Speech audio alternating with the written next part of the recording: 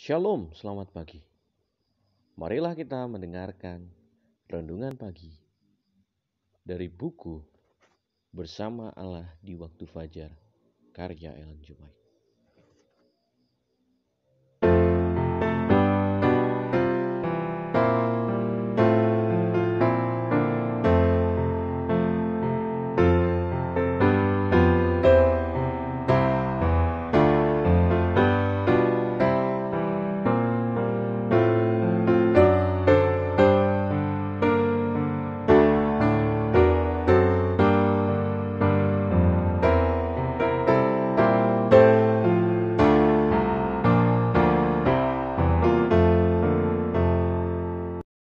Judul renungan pagi kita pada pagi hari ini, Allah akan mengangkat dosa. Ayat intinya terdapat di dalam Hosea 11 ayat 4. Aku menarik mereka dengan tali kesetiaan, dengan ikatan kasih. Bagi mereka, aku seperti orang yang mengangkat kuk dari tulang rahang mereka. Aku membungkuk kepada mereka untuk memberi mereka makan. Kita berdoa. Bapa dalam surga, terima kasih berkat-Mu kepada kami, sehingga pada saat ini ya Tuhan, kami dapat merasakan kasih-Mu. Dan pada saat ini, kiranya Engkau memberikan kepada kami firman-Mu ini, supaya kami dapat memahaminya, dan kami pun dapat melakukan apa yang Engkau ajarkan kepada kami. Jadilah kehendak-Mu di kehidupan kami. Dalam nama Yesus Kristus kami berdoa. Amin. Gembala di daerah timur tidak mengusir dombanya. Ia tidak bergantung pada kekerasan dan ketakutan. Tetapi sambil berjalan di depan, ia memanggil domba-domba itu. Dan domba-domba itu mengenal suaranya serta menaati panggilan itu.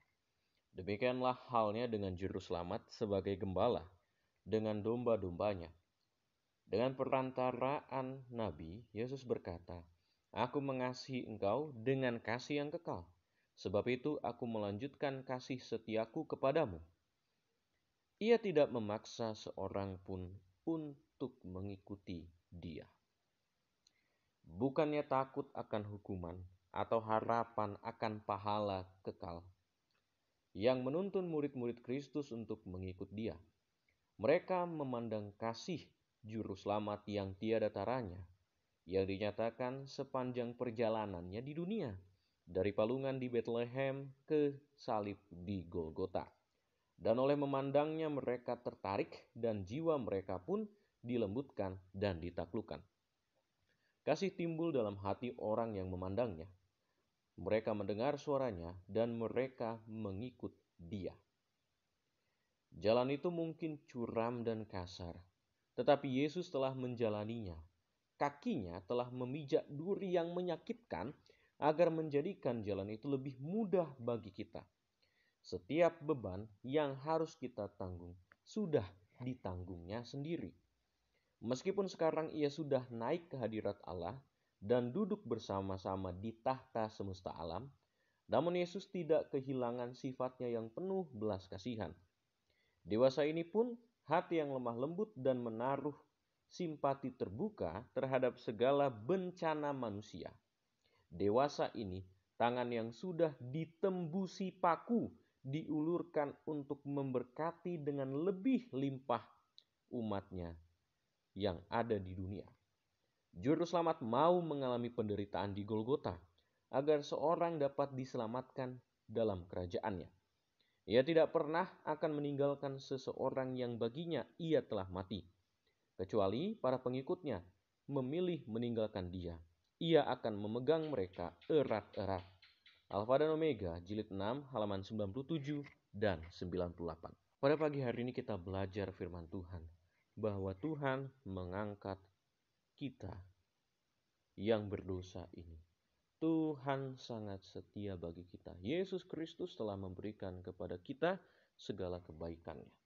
Kalau kita perhatikan bagaimana para gembala di daerah timur kuno, maka kita akan perhatikan di sana, setiap domba-domba akan kenal bagaimana suara daripada gembala domba tersebut.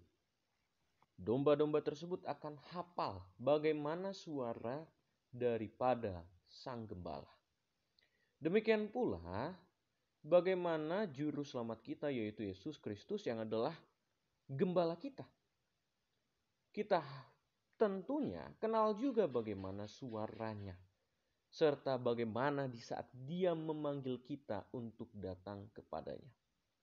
Tuhan mengasihi kita. Tuhan memberikan kepada kita segala kebaikan-kebaikan.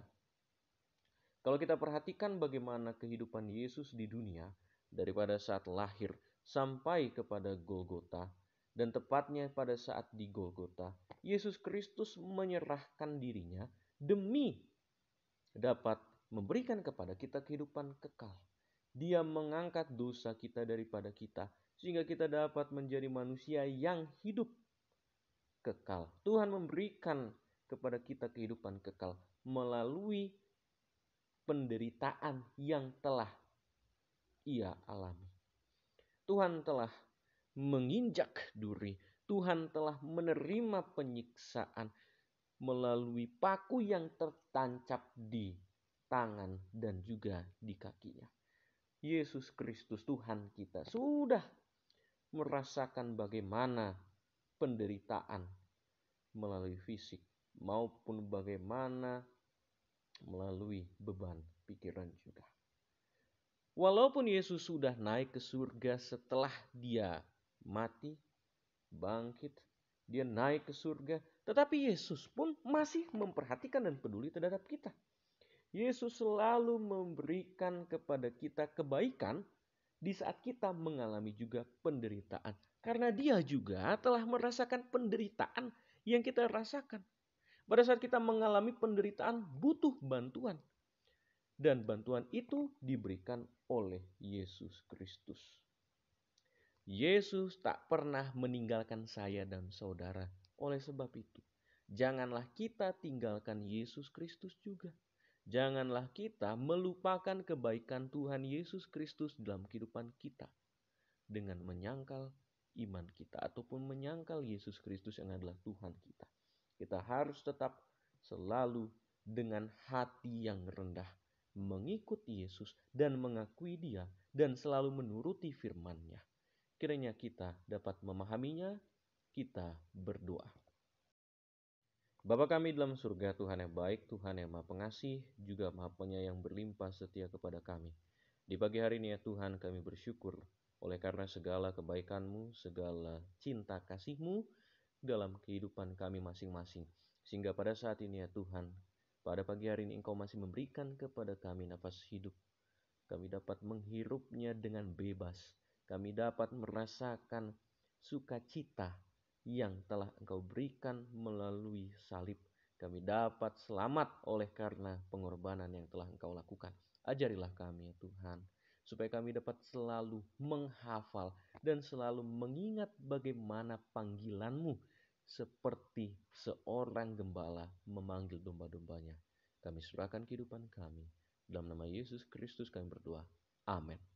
Kiranya Tuhan memberkati kita sepanjang hari ini.